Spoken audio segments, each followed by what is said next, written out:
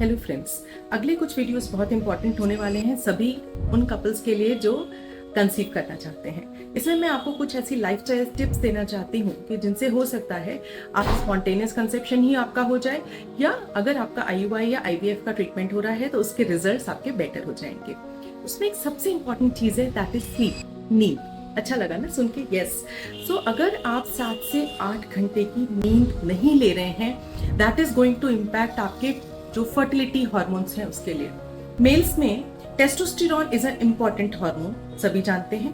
तो अगर आपकी नींद 5 घंटे से कम हो रही है, रात में आपको कई बार उठना पड़ता है, नींद पूरी नहीं हो रही है, दैट लीड्स टू 10 से 15% आपके टेस्टोस्टेरोन के लेवल्स में कमी आती है। टेस्टोस्टेरोन के लेवल में कमी आने की वजह से स्पर्म्स की क्वालिटी पे असर पड़ता है, उनकी काउंट, उनकी मोटिलिटी, उनकी वाइटैलिटी, तीनों ही चीजों पे काफी ज्यादा असर पड़ता है। साथ ही साथ पुरुषों में ये देखने में आया कि लंबे समय तक नींद न लेने की वजह से स्ट्रेस हार्मोन, जिसे कॉर्टिसोल कहते हैं, वो शरीर में बढ़ जाता है, जिसकी वजह से उनकी इजैकुलेशन की कैपेसिटी, उनका लिबिडो, ये सब चीजें और इरेक्शन की जैसी प्रॉब्लम भी आनी शुरू हो जाती हैं।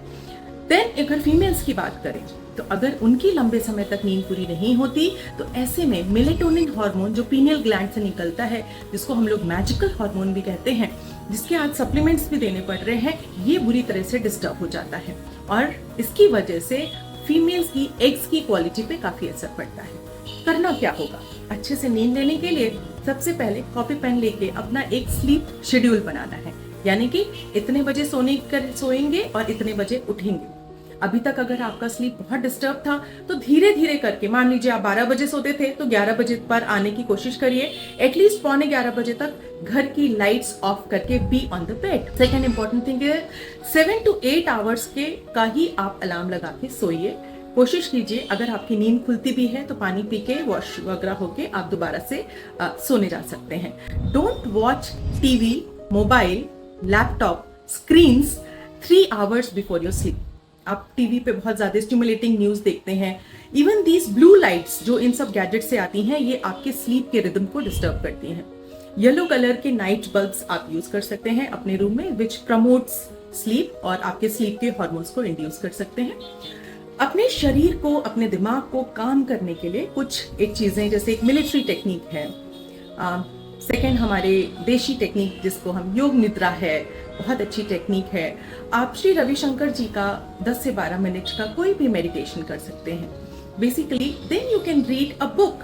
एक बचपन का याद है जब पढ़ने बैठे थे तभी नींद आती थी, आज भी कोशिश करके देखिए, अगर आप कोई भी बुक हाथ में उठाएंगे थोड़ी देर बाद आपको नींद आनी शुरू हो जाएगी।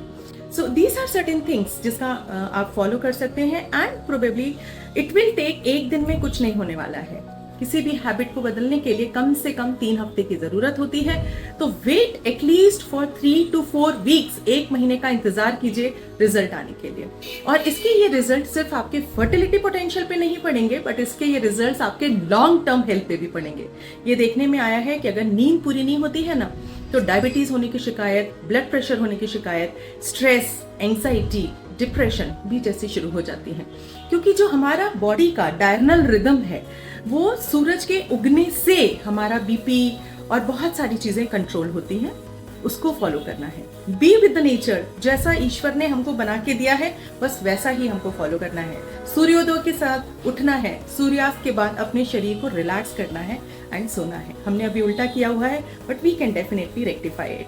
तो keep following me, keep sharing all my videos and do subscribe for more such tips for all my fertility aspiring couples.